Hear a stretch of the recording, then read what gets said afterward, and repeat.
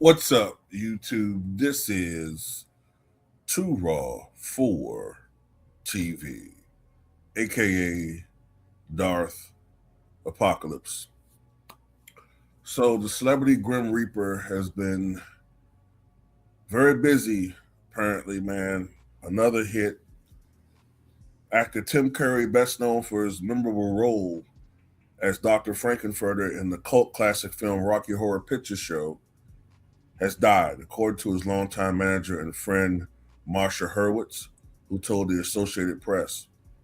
His cause of death has not yet been publicly revealed, though I would surmise that it's related to the stroke that he suffered back in, I think it was 2012. He was 80 years old. While the English actor submitted himself as a fan favorite for his portrayal of Dr. Frankenfurter in 1975's Rocky Horror Picture Show, other fans of campy horror and mystery films also remember him for his roles as Wadsworth, in the movie adaptation of the beloved board game Clue, and as the evil clown Pennywise in the 1990 TV movie version of Stephen King's It. Curry had long been dealing with health issues following a stroke that left him partially paralyzed over a decade ago. He suffered a massive stroke in 2012 that left him unable to walk. Born on April 19, 1946, Curry amassed hundreds of credits across film, television, and theater throughout his career of more than 5 decades. Curry first began his acting career on stage as an actor in the London company of the musical Hair, before eventually leaving to Los Angeles to focus on his movie and television career.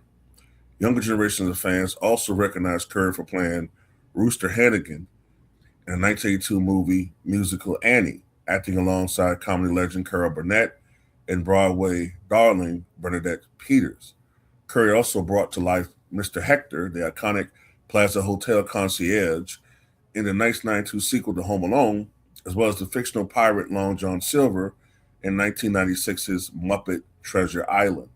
In 1991, Curry won a Daytime Emmy for voicing Captain Hook on the Fox animated series Peter Pan and the Pirates.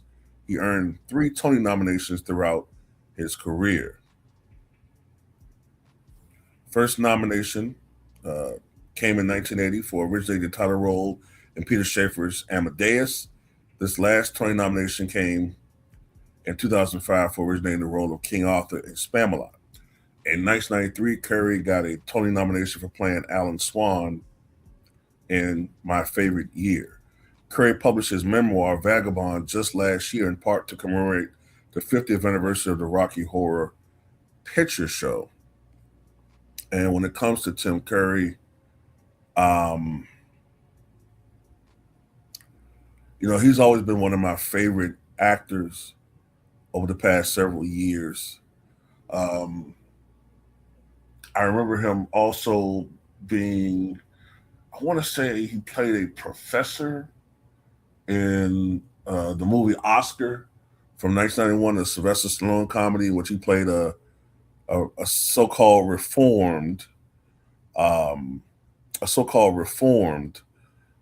gangster, and he was in Scary Movie 2 as the perverted professor. Talking about Tim Curry, and he was also in that reboot of the Rocky Horror Picture Show that starred. Well, I'm not gonna get into that, but he also played. I'm trying to remember what movie it was, but he played a demonic figure. I can't remember whether he was Lucifer or whether he was just like a powerful demon. What movie was that? It was in the 80s.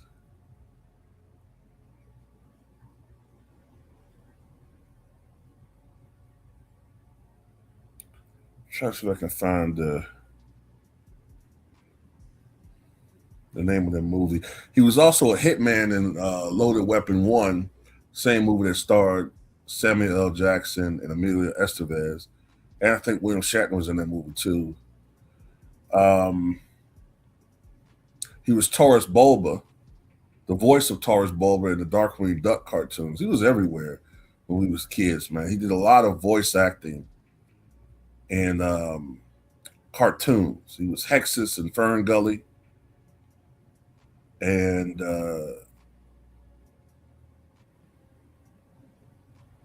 he was Thaddeus E. Clang in Tailspin, and he scared the hell out of me as It in the television adaptation, as the article talked about.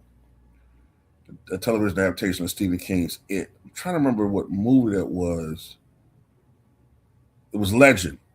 That was the movie called Legend. He played Darkness, who was either Mephistopheles himself or a high-ranking, powerful demon. But yeah, Tim Curry always elevated whatever project he was in, and man, we're losing so many legends, man. Dolly Parton and Tim Curry in the same day.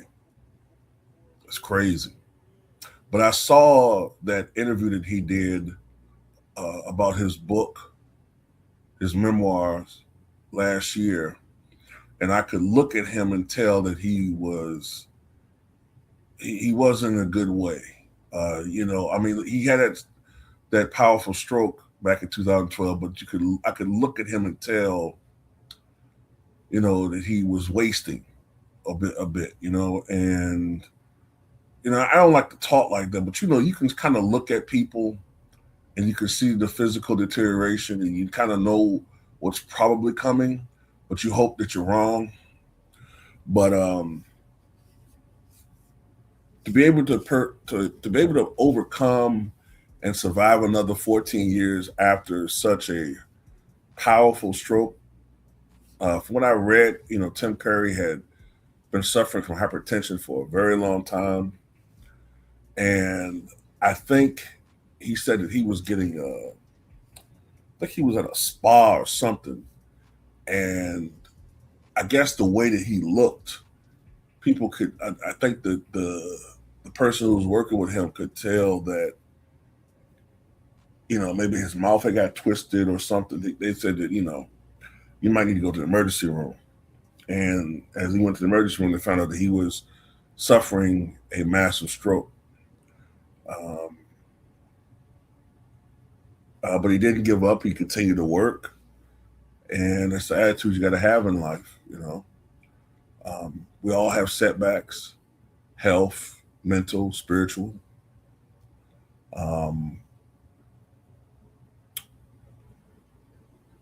Things that can happen in life: lose job, lose loved ones.